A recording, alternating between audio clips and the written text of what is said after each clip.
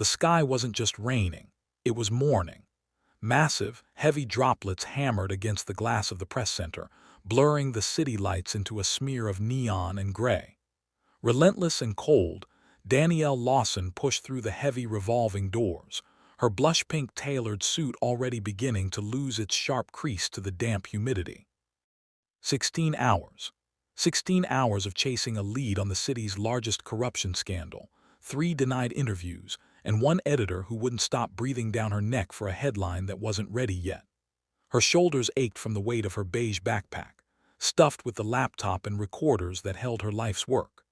Her eyes burned from the harsh glow of the newsroom monitors she'd been staring at since before the sun came up, and every heartbeat felt like a dull thud against her temples. She fumbled in her bag for her phone, squinting at the dead screen. Great. She'd seen the rideshare notification just before the battery gave out, a dark luxury sedan, idling near the fountain.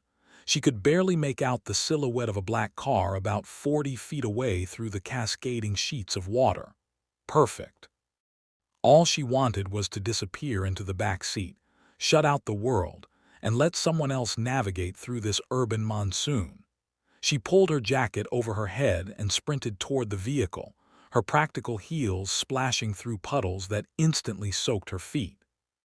The car was silent, sleek, and undeniably expensive, with windows so dark they reflected her own exhausted face back at her. She yanked open the back door and threw herself inside, gasping as the sudden, quiet warmth of the cabin hit her. "Thank God," she breathed, her voice barely a whisper as she collapsed into the leather interior.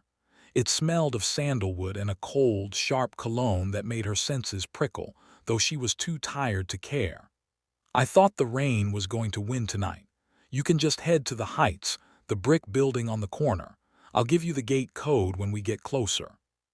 She didn't wait for an answer, already leaning her head against the headrest and closing her eyes against the dim, amber ambient lighting of the car. It was the nicest rideshare she had ever been in. The leather was too soft, the air too still, but her mind was already drifting. Maybe the driver was a high-end contractor. Maybe he was just someone who liked the finer things. She was too depleted to realize she wasn't in a rideshare at all. She was sitting 3 feet away from Baek Kyung-Ro, the very man whose name was currently sitting in a top-secret file in her backpack. She didn't see him watching her, a ghost of an amused smile playing on his lips as he studied the woman who had just accidentally walked into his private fortress. Before we begin, please hit that like button and comment with your city so I can see how far this story travels. Now, let's dive in. The transition from deep, dreamless exhaustion to consciousness was slow, like pulling herself through thick, scented molasses. Danielle's first sensation was the absence of the city's roar. There was no rhythmic slapping of windshield wipers, no distant sirens, only the soft, rhythmic ticking of a grandfather clock and the faint crackle of a dying fire. She shifted, her cheek brushing against silk rather than the rough polyester of a rideshare seat. Panic, cold and sharp, pierced her lingering lethargy. Her eyes snapped open, but she didn't see the gray skyline of the Heights or the familiar cracked ceiling of her apartment. Instead, she was staring at a sprawling, minimalist master suite. The walls were a deep charcoal gray, illuminated by the dim morning light filtering through floor-to-ceiling windows. Danielle sat up abruptly, her heart hammering against her ribs. She was still in her blush-pink suit, though her blazer had been neatly folded and placed on the edge of the velvet chaise she had apparently been sleeping on. Her beige backpack sat on a glass table nearby, untouched but terrifyingly out of place. "You slept for 6 hours. I considered waking you, but your body seemed to be in a state of protest." The voice was low, melodic, and held a rhythmic cadence that was unmistakably calm. Danielle spun toward the sound. Across the room, framed by the cold light of the dawn, sat the man from the car. He was leaning against a mahogany desk, a porcelain cup in his hand. Up close, his beauty was even more unsettling. His white shirt was crisp, the top buttons undone to reveal the jagged, artistic lines of the black tattoo that climbed his neck like a shadow. "Who are you?" Danielle's voice was raspy, her journalistic instinct fighting through the terror. "Where am I?" "You are in my home," Baek Kyung-Ro replied, his dark eyes studying her with the same amused curiosity he'd shown in the car. He didn't move toward her, yet he seemed to occupy every inch of the room's air. "As for who I am, you already know that, Danielle Lawson. You've spent the last 3 weeks trying to link my family's holdings to the dockside shipping scandals." The blood drained from Danielle's face. The top secret file in her bag suddenly felt like a ticking bomb. She had walked right into the center of the very empire she was trying to dismantle. She stood up, her legs wobbling slightly, trying to reclaim her dignity. "I entered the wrong car," she whispered, the absurdity of the truth sounding like a lie even to her. "I know," Kyung-Ro said, finally setting his cup down and walking toward her. He stopped just outside her personal space, his presence smelling of that same sandalwood and something colder power. "My driver wanted to throw you out. I told him to keep driving. I wanted to see if the woman who writes such fierce, uncompromising columns about justice was just as brave when she was vulnerable." He reached out, his fingers ghosting near the strap of her bag on the table. "You have a choice, Danielle. You can leave now. My driver is waiting to take you home. Or you can stay for breakfast and tell me why you're so determined to burn down a house you've never actually stepped inside of." He smiled then, a flash of white teeth that didn't reach his calculating eyes. It was an elegant confrontation, one where no weapons were drawn, yet Danielle knew she was trapped by something far more dangerous than a gun, her own curiosity. The ride home was a blur of rain-streaked windows and the suffocating scent of expensive sandalwood that seemed to have woven itself into the fibers of Danielle's pink suit. When the black sedan finally pulled up to the curb of her modest brick apartment, the driver didn't say a word. He simply waited for her to exit with a terrifying, mechanical patience. Danielle stepped out into the humid morning air, her beige backpack feeling 10 times heavier than it had the night before. She didn't look back as the car purred away, disappearing into the city traffic like a ghost returning to the shadows. By the time she reached the newsroom, the adrenaline of the confrontation had curdled into a cold, hard knot of anxiety. The office was a cacophony of ringing phones, shouting editors, and the relentless clatter of keyboards, a world that usually felt like home, but today felt like a foreign country. Danielle moved through the rows of desks, her eyes downcast, feeling as though the word mafia was tattooed across her forehead in the same jagged ink that marked Kyung-Ro's neck. "Lawson, my office, now." Her editor, Marcus, didn't wait for her to sit down. He was packing in front of his window, a printout of her last column in his hand. "The board is breathing down my neck, Danielle. They want the follow-up on the shipping syndicate. You said you were close to a breakthrough. Where are we?" Danielle stared at him, her mind flashing back to the charcoal gray suite, the porcelain cup, and the way Kyung-Ro had looked at her, not as a threat but as a curiosity. She reached into her bag, her fingers brushing against the secret file she had been so proud of only yesterday. Now, the documents felt tainted. She had been inside the lion's den. She had breathed his air and accepted his hospitality. The professional distance she prided herself on had vanished the moment she fell asleep on his shoulder. I'm double-checking the sources, Marcus," she lied, the words feeling like ash in her mouth. "The connections are more complex than I thought. I need a few more days to ensure the attribution is solid." Marcus stopped packing and narrowed his eyes. "You look like hell, Lawson. Did you actually sleep last night, or were you out digging in the mud?" "I was digging," she said quietly, and it wasn't a lie. She retreated to her desk, the fluorescent lights suddenly feeling too bright, too clinical. She opened her laptop, but instead of typing, she found herself staring at the blank cursor. Every time she closed her eyes, she saw the silhouette of the man who knew her name before she had even introduced herself. She was supposed to be the hunter, the one who pulled the truth into the light. But as she sat in the heart of the newsroom, surrounded by the pursuit of facts, Danielle realized with a sinking heart that she was no longer just a journalist. She was a participant. She had entered the wrong car and stepped into a world where the truth wasn't just reported, it was negotiated. The dilemma gnawed at her. To publish would be to betray a man who had shown her mercy, but to stay silent would be to betray everything she had ever worked for.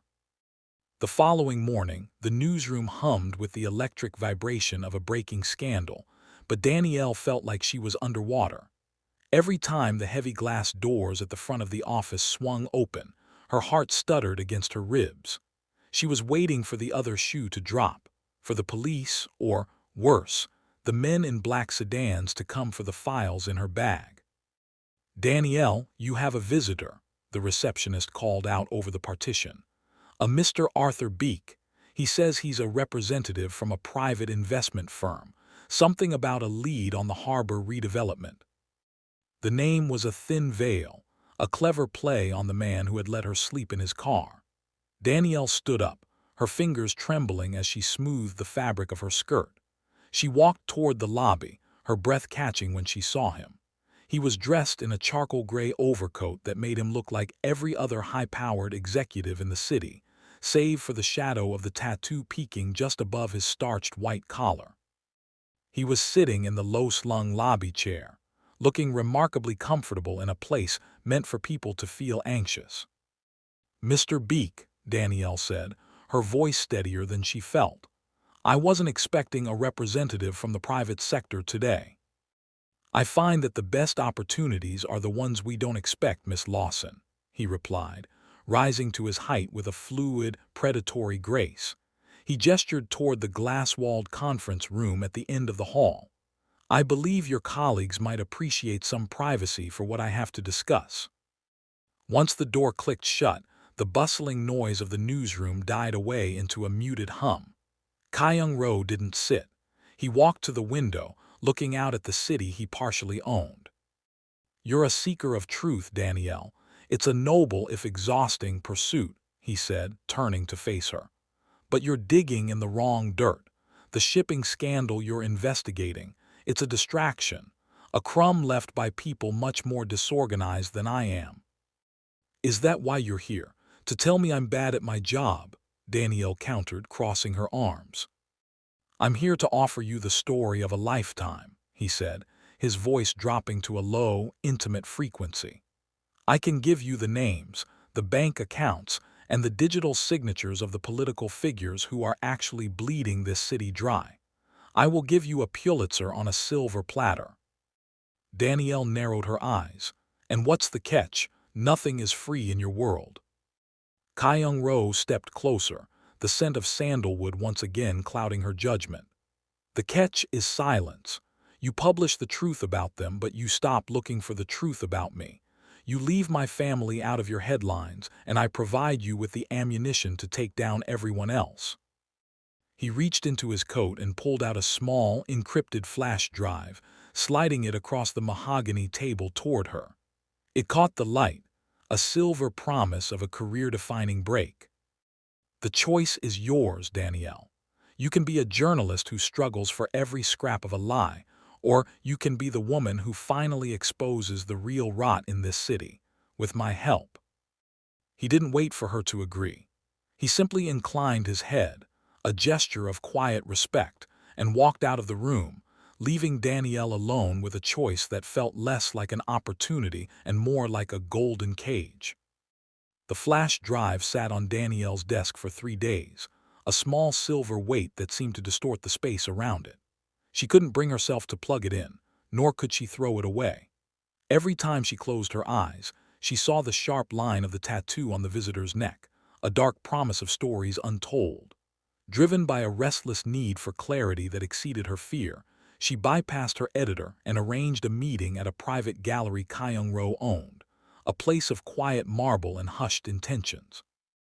When she arrived, the gallery was empty of patrons, the lighting dim and focused on a single, massive canvas of a prowling predator. Baek Kyung-Ro was there, but he wasn't the Arthur Beek in the charcoal coat. He was dressed in a simple black silk shirt, the sleeves rolled up to his elbows. In the warmth of the gallery, he had shed the layers of his public persona, and for the first time, Danielle saw the full extent of the ink. It wasn't just a neck piece. As he moved to pour 2 glasses of amber liquid, the light caught the dark lines extending from his collarbone, down his chest, and wrapping around his forearms. It was a masterpiece of shadow, a sprawling, intricate depiction of a lion trapped in a thicket of thorns, its claws extended but its head bowed. "It's beautiful," Danielle whispered, her journalist's eye for detail overriding her caution. "But it looks painful." Kyung-Ro looked down at his arm, his expression unreadable. "The ink is the least painful part of the story, Danielle. In my world, we wear our history so we don't forget why we started." He leaned against a marble pedestal, the lion on his skin seemingly shifting with the movement of his muscles. "The lion represents the Baek lineage. We were born to hunt, to protect the pride, and to kill anything that threatened our borders. For 3 generations, that is all we have been." He traced the line of a thorn on his wrist. "But thorns don't just protect, they pierce the one they surround. My father died with his hands red and his father before him. I look at this city, and I see a jungle that is tired of the blood. I am the first lion who wants to stop the hunt." Danielle stepped closer, the professional distance she had tried to rebuild in the newsroom crumbling once again. "Is that why you gave me the drive? To use me as a weapon against the others so you don't have to use your own claws?" "I gave you the drive because you have a voice that people believe," he said, his voice dropping to a low, resonant hum. "I want to dismantle the thicket, Danielle. I want to turn the Baek name into something that builds rather than destroys. But a lion cannot negotiate with hyenas. I need the truth to clear the path so I can walk away without a war." As she looked at the ink, the dark, permanent record of a violent legacy, Danielle realized the stakes were higher than a Pulitzer. She wasn't just looking at a criminal, she was looking at a man trying to undergo a metamorphosis. The lion wasn't just a symbol of his power, it was the cage he was trying to break out of, and he had chosen her to hold the key. She reached out, her fingers hovering just inches from the ink on his arm. For the first time, the danger felt secondary to the tragedy. She realized that if she published the drive, she was helping him end a cycle of violence, but she was also becoming the lion's most trusted confidant, a role that carried its own brand of permanence. The rain had returned, though this time it lacked the frantic violence of the night they met. Instead, it was a persistent, rhythmic drizzle that turned the city's back alleys into mirrors of oil and light.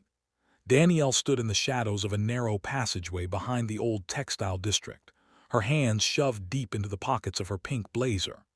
The air was thick with the scent of wet brick and cold iron, a stark contrast to the climate-controlled luxury she had come to associate with Baek Kyung-Ro. A pair of headlights cut through the gloom, casting long, distorted shadows against the graffiti-covered walls. The black sedan stopped several yards away, its engine humming with that familiar, predatory low-end vibration. The passenger door opened, and Kyung-Ro stepped out. He didn't carry an umbrella. He simply walked through the mist, his dark overcoat absorbing the dim light, looking less like a businessman and more like the shadow he was born to be. "You chose an appropriately dramatic location, Danielle," he said, stopping just close enough for her to catch the scent of sandalwood beneath the rain. "Is this for my benefit or yours?" "It's for the truth's benefit," Danielle replied, pulling her digital recorder from her bag. The red light of the record button flickered between them like a warning heartbeat. No marble galleries, no luxury cars, just a journalist and a source. I need to know about the Yun family's involvement in the Port District. If I'm going to use that flash drive, I need to understand the human cost. Kyung-Ro leaned against a rusted fire escape, the movement fluid and relaxed. "The human cost is why I am here. The Yuns don't believe in metamorphosis. They believe in consumption. If they take the port, the city won't just be corrupt, it will be a graveyard." As Danielle began her questioning, the professional rhythm they had established started to fray. She asked about logistics and names, but her eyes kept drifting to the way the rain clung to his hair, and how his sharp jawline tightened when he spoke of the violence he was trying to outrun. The journalist in her was seeking facts, but the woman in her was recording the weariness in his voice, the exhaustion of a man who had been a soldier since birth and was desperate for a discharge. "Why me?" she asked, the question breaking the flow of the interview. It wasn't on her list of prepared notes. You could have bought any reporter in this city. Why go through this? This charade with the car and the galleries. Kyung-Ro stepped out of the shadows, the light of a flickering street lamp hitting his face. For a moment, the calculating mask of the mafia boss slipped, revealing a raw, startling vulnerability. "Because you were the only one who looked at the lion and didn't run," he whispered, his voice vibrating in the small space between them. "And because when you fell asleep in my car, you were the first person in 10 years who felt safe enough to close their eyes in my presence." Danielle's breath hitched. The recorder in her hand felt heavy, an intruder in a moment that had stopped being about the news. The rain slicked her afro and beaded on her skin, but she didn't move. The lines between hunter and prey, observer and subject, had finally washed away in the midnight drizzle, leaving only two tired people standing in a dark alley, realizing they were no longer on opposite sides. The following morning, the newsroom was a fortress of fluorescent light and frantic energy, but Danielle felt like a ghost haunting her own desk. She had spent the night transcribing the alleyway interview.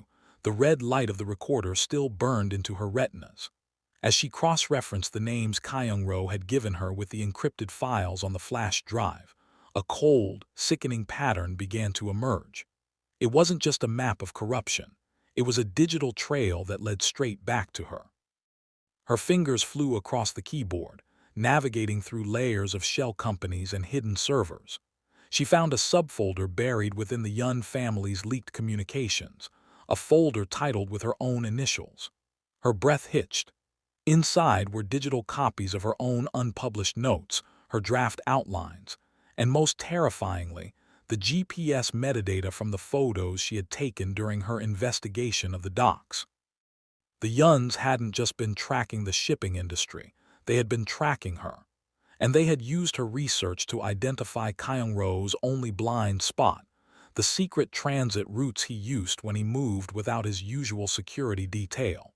They weren't just planning to take the port, they were planning to take his life, and they were using her breadcrumbs to find him. Danielle stared at the screen, the blue light reflecting in her wide eyes. A specific set of coordinates caught her eye, a quiet stretch of road near the old observatory, dated for tonight at 11:00 p.m. It was a route Kyung-Ro had mentioned during their Arthur Beek meeting, a place he went to think, a place he thought was safe. The irony was a jagged blade in her chest.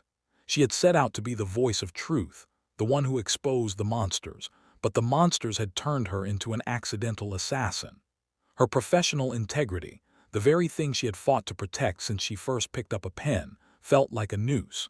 If she called the police, the Yuns would know she had breached their files, and Kyung-Ro's involvement would be splashed across the front page, destroying his chance at a clean break. If she did nothing, the man who had let her sleep in his car would be dead before midnight. She grabbed her beige backpack, her hands shaking so violently she could barely zip it shut. The newsroom continued to roar around her. Marcus was shouting about a lead in the mayor's office. Phones were ringing, and the coffee machine was hissing. But Danielle was already halfway to the elevator. She wasn't just a journalist anymore. She was the only person standing between the man she was investigating and a state-sanctioned execution. As she burst out into the afternoon sun, the heat of the city felt oppressive, a physical manifestation of the clock ticking down. She needed to reach Kyung-Ro before the Yun syndicate moved into the shadows of the observatory. She had spent her life chasing the story, but for the first time, she was desperate to stop it from happening. The road to the observatory was a winding ribbon of asphalt, choked by the fog that rolled off the coast. Danielle's heart hammered a frantic rhythm against her ribs as her taxi, a real one this time, struggled against the incline. She reached the summit just as the black sedan was pulling into the gravel overlook. She didn't wait for her driver to fully stop. She threw herself out, her heels skidding on the wet stones as she sprinted toward Kyung-Ro's car. Kyung-Ro, get out, move, she screamed, her voice tearing through the misty silence. The back door opened and Kyung-Ro stepped out, his expression transitioning from confusion to sharp, lethal alertness in a fraction of a second. He didn't ask questions. The desperation in her eyes was enough. He grabbed her arm just as a silver SUV roared up the incline, its headlights blinding. The sound of a suppressed gunshot, a hollow thud, shattered the glass of the sedan's rear window where Danielle's head would have been seconds later. Kyung-Ro pulled her behind the heavy iron pillar of the observatory's gate, his body acting as a shield. The SUV circled, then sped off into the fog, realizing the element of surprise was lost. Silence returned, heavy and thick with the smell of ozone and burnt rubber. Danielle was shaking, her breath coming in ragged, shallow gasps. Kyung-Ro held her shoulders, his hands firm and grounding. He didn't look at the damaged car, he looked only at her. "You came," he whispered, his voice a low vibration that seemed to settle the chaos in her chest. "You knew they were coming and you came yourself." "I saw the files," she managed to say, her eyes welling with tears of pure, adrenaline-fueled relief. "They used my notes. They used me to find you. I couldn't let it happen. I couldn't let the truth be used to kill you." The professional distance she had spent years building didn't just fray, it disintegrated. In the shadow of the observatory, surrounded by the threat of a war she was never meant to fight, Danielle saw the man beneath the ink. He wasn't a story to be told or a criminal to be exposed. He was a man trying to survive his own life. Kyung-Ro reached up, his thumb brushing a stray, damp curl from her forehead. His touch was hesitant, almost reverent. "We're the same, Danielle," he said softly, his dark eyes searching hers. "You dig through the darkness to find the light. I dig through the blood to find the peace. We're both just looking for a way out." He leaned in, the distance between them vanishing until the scent of sandalwood and rain was the only thing in her world. When he kissed her, it wasn't the polished, strategic move of a boss. It was the desperate, honest reach of a man who had finally found something worth protecting more than his empire. In that moment, the line between them blurred into nothingness. The journalist and the mafia boss were gone, replaced by two souls who had spent their lives searching for a truth that they finally found in each other's arms. Danielle pulled back just enough to look at him, her hand resting over the lion tattoo on his chest. "If we do this," she whispered, "there's no going back to the way things were." "I've been waiting for a reason not to go back," Kyung-Ro replied, his gaze unwavering. "I think I just found her." The aftermath of the observatory felt like a fever dream, but the reality of the newsroom was a cold, clinical wake-up call. Danielle walked into the office the next morning with the weight of Kyung-Ro's kiss still lingering on her lips, and the terrifying secret of their alliance buried in her chest. She had barely reached her desk when she noticed the silence. It wasn't the productive hum of a busy morning. It was the heavy, expectant stillness that preceded a storm. Her desk had been disturbed. The notebooks she usually kept locked in her drawer were laid out across the laminate surface like forensic evidence. Standing over them was Marcus, his face a mask of disappointment and burgeoning rage. In his hand, he held the digital recorder she had used in the rain-slicked alley. Its red light dark, its contents surely exposed. "Care to explain why my lead investigative journalist is holding midnight trysts with the city's biggest crime lord?" Marcus's voice was low, vibrating with a lethal edge that cut through the office air. Danielle felt the floor tilt beneath her. "Marcus, it's not what it looks like. I was following a lead. I was getting closer to the source." "Getting closer." Marcus slammed the recorder onto the desk, the sound echoing like a gunshot. "You've crossed the line, Danielle. I've read your notes. You aren't investigating Baek Kyung-Ro anymore. You're protecting him. You've been sitting on information about the Yun Syndicate for 48 hours while playing house in a black sedan." The betrayal stung more because she knew the professional logic was on his side. To Marcus, she wasn't a hero saving a life. She was a compromised asset. He's trying to change things, Marcus. He's giving us the keys to take down the entire political structure behind the Yuns, she argued, her voice rising in a desperate plea for him to understand the nuance.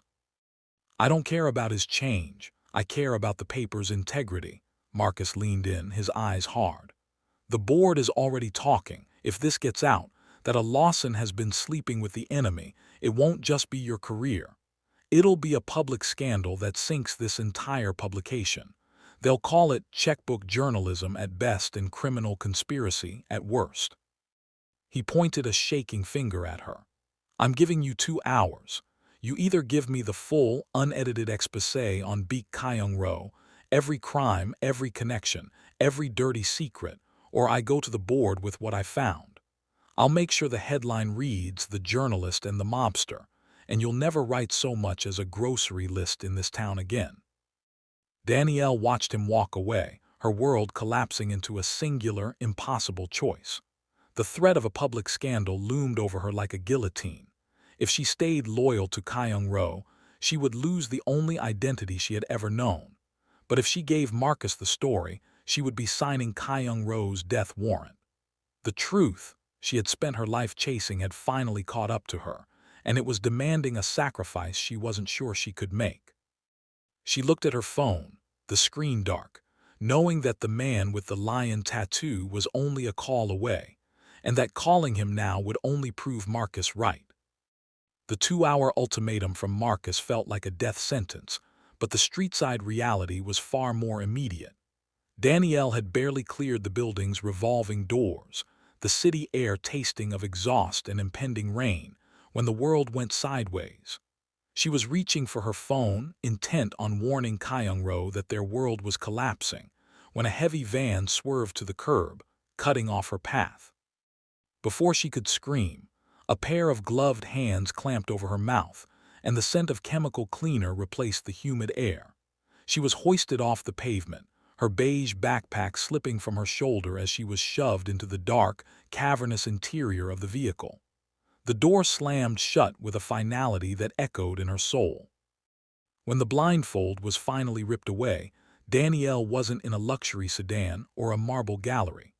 She was in a warehouse that smelled of salt and rotting timber, the heart of the harbor district she had been investigating.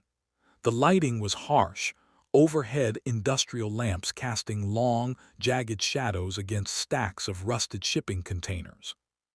The journalist who thinks she's a queen maker, a voice rasped.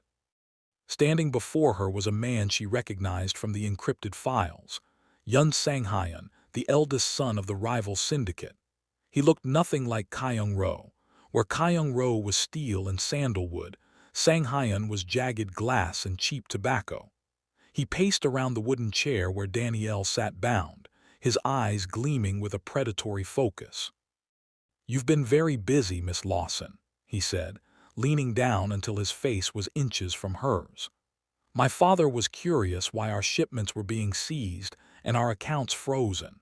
Imagine our surprise when the trail led back to a pink-suited girl who spends her nights in the backseat of a Baek vehicle."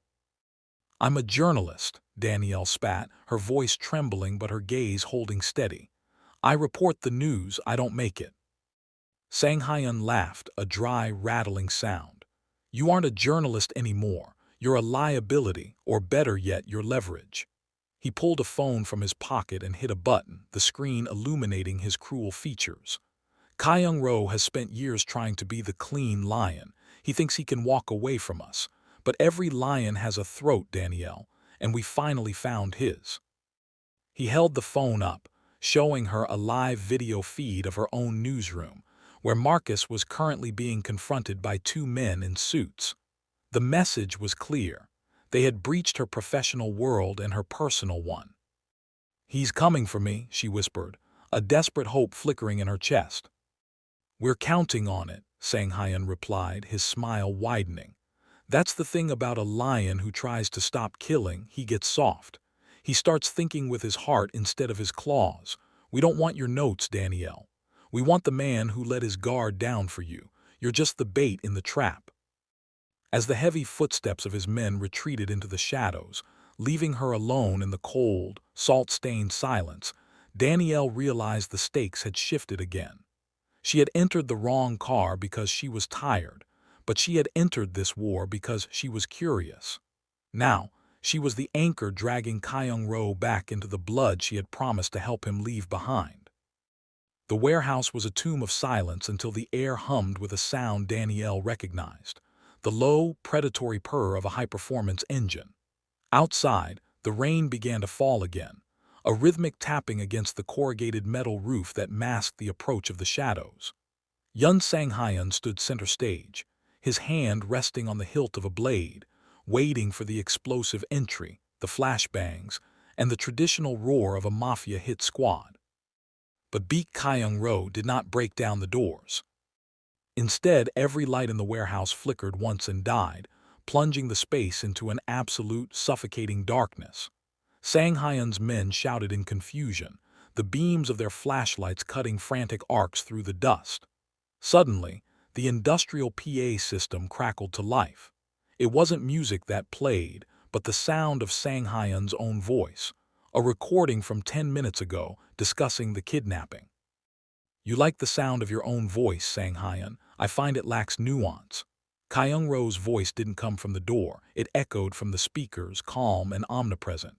"While you were busy playing with fire, I was busy extinguishing your fuel.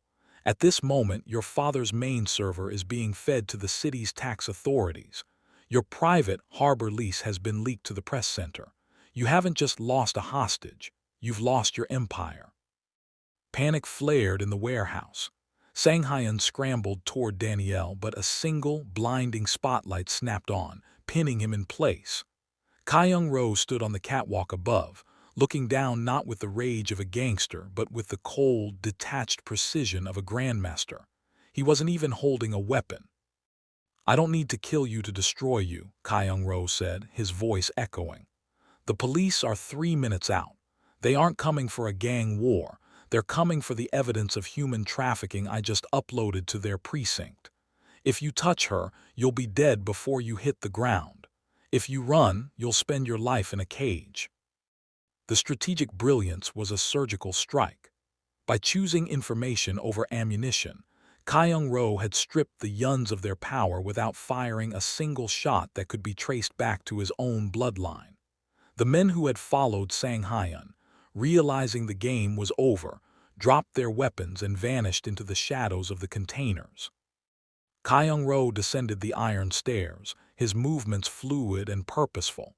He ignored the retreating enemies and walked straight to Danielle. As he cut her zip ties, his hands, usually so steady, trembled just enough for her to see. "I told you I wanted to stop the hunt," he whispered, pulling her up from the chair. He didn't check for his enemies. He checked her wrists, his thumb tracing the red marks left by the plastic. "I had to do it differently. I couldn't let them drag me back into the mud to save you." Danielle leaned into him, the scent of sandalwood grounding her after the terror. He had rescued her not with the old ways of the lion, but with the calculated intellect of the man he was becoming. He had used the truth as his shield, proving to her, and to himself, that power could be wielded without a stain on his soul. The following week existed in a fragile, suspended reality, a penthouse phase, where the world outside the floor-to-ceiling glass vanished. In the quiet heights of Kyung-Ro's private residence, the air didn't smell of rain or exhaust, but of fresh cedar and the shared morning coffee they drank in contemplative silence. For a few days, they weren't a journalist and a mobster.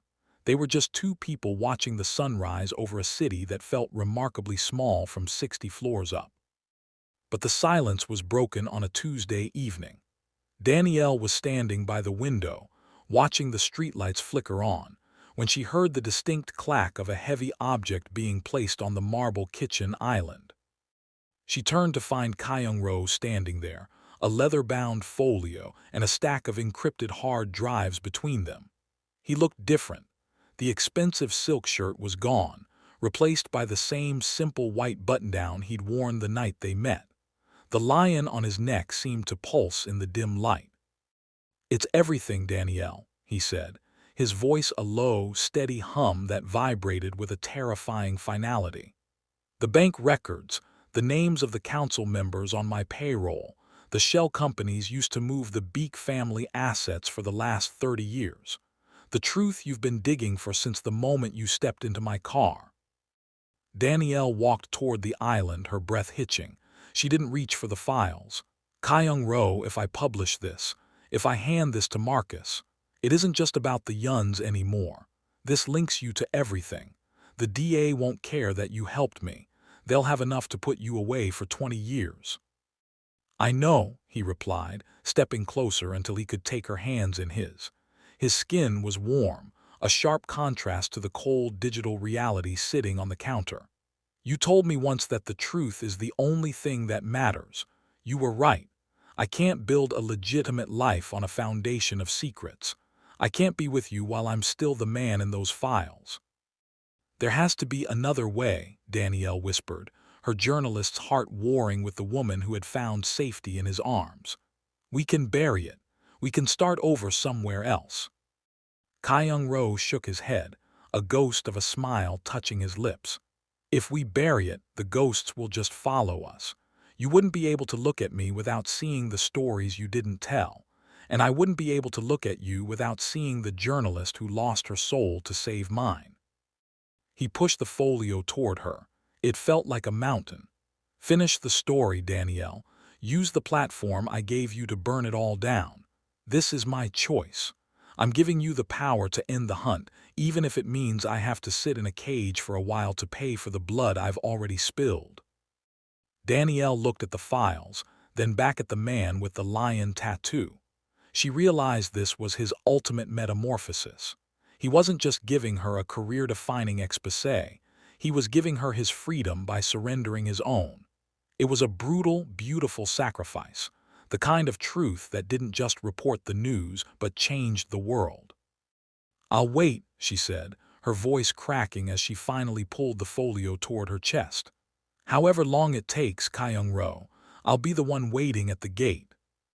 The newsroom was a pressure cooker of vibrating phones and hushed, frantic conversations, but Danielle sat at the center of the storm in a vacuum of absolute focus. Her blush-pink blazer was draped over the back of her chair, her sleeves rolled up, and her fingers flying across the keys with a precision that felt almost surgical. This was the final deadline, the one that would either define her career or destroy her life. Marcus hovered at the edge of her peripheral vision like a vulture, but she didn't look up. She had 2 hours to deliver the truth, and she was crafting it with the delicacy of a poet and the ruthlessness of a prosecutor.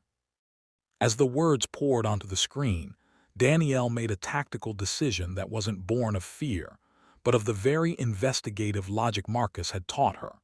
She wasn't just writing a story about a mafia boss. She was exposing a systemic infection. She channeled the bulk of the evidence into a searing indictment of the Yun syndicate and the high-ranking city officials who had enabled their violence for decades. She detailed the harbor kickbacks, the human trafficking rings, and the web of bribery that led straight to the mayor's inner circle.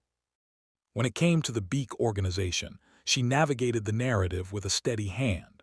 She didn't erase their history. The files Kyung-Ro gave her wouldn't allow for lies, but she framed the data through the lens of a reformist schism. She wrote about the internal shift, the refusal to participate in the recent harbor violence, and the tactical cooperation that had led to the seizure of the Yun family's primary assets. She positioned Kyung-Ro not as a villain caught in a net, but as a whistleblower from within the belly of the beast. "It's done," she whispered, her voice cracking as she hit send. Marcus was at her side in seconds. He scrolled through the draft, his eyes narrowing as he took in the scope of the corruption. He lingered on the sections regarding the Baek family, his jaw tightening. "You're giving him a graceful exit, Lawson. You're making him look like the architect of the city's salvation." "I'm reporting the facts, Marcus," Danielle said, standing up and meeting his gaze with a terrifying clarity. "The facts say the Yuns were the ones holding the guns, and the Baeks were the ones who gave us the map to find them. If we burn the man who gave us the truth, we'll never get the truth from anyone else again. That's not a favor. That's strategy." The newsroom clock ticked past the deadline. Marcus looked from the screen to Danielle, seeing the transformation in her. The way the tired journalist had been replaced by a woman who had mastered the very power she used to only observe. "Get it to legal," Marcus finally barked, turning away to hide a ghost of a respectful nod. "We go to print in 20 minutes. Danielle sank back into her chair, her hands finally beginning to shake. She had met the deadline.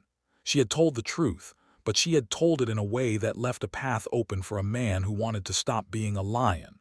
Now, all she could do was wait for the morning editions to hit the stands and for the police to arrive at the penthouse. She had used her pen to clear the thicket. Now it was time to see if the lion could truly walk free. The sirens of the city were distant, a frantic chorus following the trail of the morning edition, but inside the harbor shipyard, the silence was absolute. Danielle stood on the edge of a rusted pier, her beige backpack slung over one shoulder, watching the dark water churn against the pylons. Beside her, Kyung-Ro stood with his hands in the pockets of his overcoat, his gaze fixed on a weathered cargo vessel that looked like it had seen better decades. This was the clean break. According to the police reports that would hit the wires in an hour, a violent explosion had rocked a private warehouse during a failed handover between the remnants of the Yun family and a disgraced Baek Kyung-Ro. To the world, the fire would consume the records, the money, and the man who had dared to bridge the gap between two worlds. The lion was supposedly cornered, his empire dismantled by the very evidence Danielle had published. "It's ready," Kyung-Ro said, his voice a low vibration that seemed to anchor Danielle in the morning mist. He didn't look like a man who had just lost everything. He looked like a man who had finally put down a weight he had been carrying for a lifetime. The strategic fall was his final masterpiece, a high-stakes disappearance that allowed the law to claim victory while he claimed his freedom. By faking his own downfall, he had severed the invisible threads that bound him to the syndicate. There were no more ties to protect, no more legacies to uphold, and no more enemies to hunt. Danielle looked at the burning silhouette of the warehouse across the bay, the orange flames flickering in the cold morning light.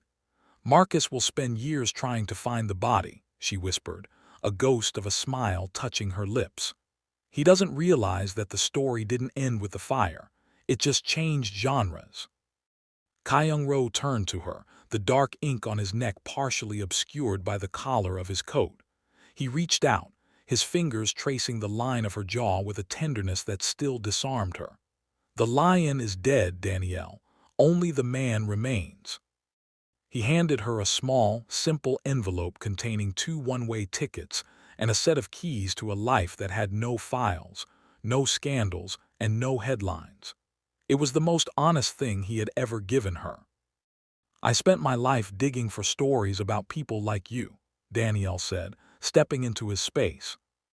The scent of sandalwood now a permanent part of her memory. "I never thought I'd become the person who helps the most important one disappear." "You didn't help me disappear," he corrected softly, leaning down until their foreheads touched. "You helped me be found." As the first tendrils of black smoke began to dissipate into the gray sky, they walked toward the waiting vessel. Behind them, the city was waking up to a headline about a fallen king. Ahead of them, the horizon was wide and silent, a blank page waiting for the first line of a new chapter. The break was clean, the debt was paid, and for the first time since she had climbed into the wrong car, Danielle wasn't tired. She was finally awake. 6 months had passed since the harbor fire had turned the city's underworld into ash and ink. The air in the capital was crisp, carrying the scent of turning leaves and the promise of rain that no longer felt like a threat. Danielle Lawson sat in a plush velvet armchair at the back of a boutique bookstore, the gold-embossed title of her new book, The Lion's Thicket, catching the warm glow of the chandeliers. She was no longer the tired journalist in the rumpled pink suit. She wore a deep emerald wrap dress that complemented her natural glow, and her afro was styled in a sharp, elegant halo. The beige backpack had been replaced by a sleek leather briefcase, but her eyes, intelligent and observant, remained the same. She had traded the frantic pace of the newsroom for the deliberate weight of authorship, telling the story of a city's corruption and the man who had burned his own throne to save its soul. The signing had been a success, a testament to the fact that people were hungry for a truth that offered hope instead of just scandal. As the last of the readers filtered out into the twilight, Danielle stood up and stretched, a sense of quiet accomplishment settling in her chest. She had done what she promised. She had reported the news, and then she had moved beyond it. She stepped out onto the sidewalk, the evening air cooling her skin. The street was busy, filled with people rushing home to their own lives, oblivious to the history that had been rewritten in the shadows of their city. Danielle stood at the curb, checking her watch, a simple, functional piece that still kept perfect time. A familiar low-end vibration thrummed through the pavement before she saw the car. A black luxury sedan, polished to a mirror finish, pulled smoothly to the curb. It was a model that would have looked at home in a government motorcade or a syndicate funeral, but to Danielle, it looked like a sanctuary. The windows were tinted a deep, impenetrable black, reflecting the neon signs of the bookstore. The rear door didn't open immediately. The driver, a man she didn't recognize, looking more like a private security professional than a mob enforcer, stepped out and gave her a respectful, knowing nod. He held the door open, waiting. Danielle didn't hesitate. There was no dead phone, no bone-deep exhaustion clouding her judgment, and no accidental sprint through the rain. She walked toward the vehicle with the steady, purposeful stride of a woman who knew exactly where she was going. As she slid into the back seat, the door closing with a heavy, expensive thud, the world outside vanished. The interior was exactly as she remembered. The scent of sandalwood, the quiet warmth of the climate control, and the absolute, peaceful stillness. In the shadows of the far seat, a man shifted. The light from a passing street lamp caught the sharp line of his jaw and the dark, intricate ink of a lion peeking from his collar. He wasn't smiling with the calculating curiosity of a stranger anymore. He was looking at her with the deep, quiet pride of a partner. "I read the final chapter," Kyung-Ro said, his voice a rich, grounding hum in the small space. "You gave the lion a very graceful ending." Danielle reached across the leather, her fingers interlacing with his.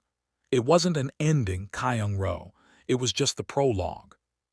She leaned back against the seat, closing her eyes as the car pulled away from the curb. This time, she wasn't entering the wrong world. She was exactly where she belonged. I hope you enjoyed this story. Please like and subscribe to see more stories like this. See you in my next video.